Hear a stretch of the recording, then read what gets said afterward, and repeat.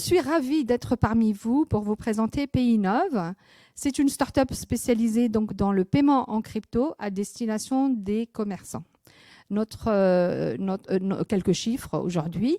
Nous avons en France 10% de Français qui disposent de la crypto, donc qui ont un wallet. Au niveau mondial, c'est de l'ordre de 400 millions de wallets au monde. En France, toujours, il y a à peu près 1 million de Français qui souhaitent dépenser donc leur crypto dans le quotidien chez nos commerçants et ils ne trouvent pas d'offres. Donc mes cofondateurs et moi-même, nous avons décidé donc de mettre en place une solution qui s'appelle donc PayInnov. Et cette solution, c'est quoi? C'est tout simplement un client qui passe dans un magasin avec son wallet classique, c'est-à-dire du marché. Hein, il n'y a pas un wallet particulier. Il a un wallet.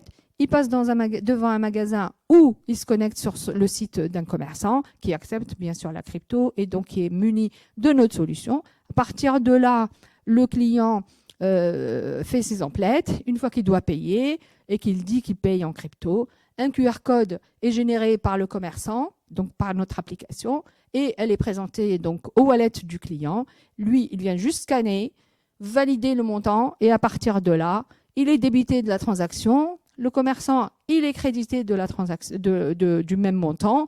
Bien sûr, illico presto et surtout sans commission. À partir de ce moment-là, c'est le commerçant qui décide.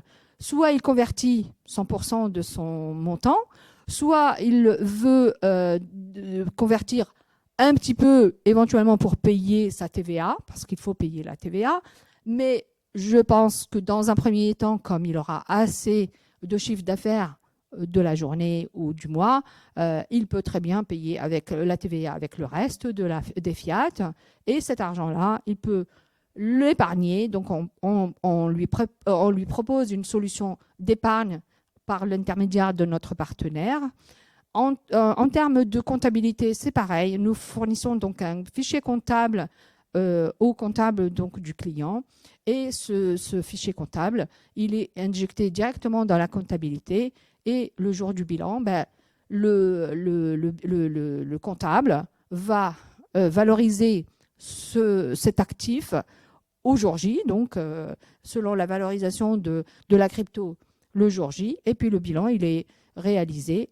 Et le commerçant, eh bien, il a son bilan qui sort avec de la crypto aussi dedans, ainsi que le reste du chiffre d'affaires. Voilà. Merci.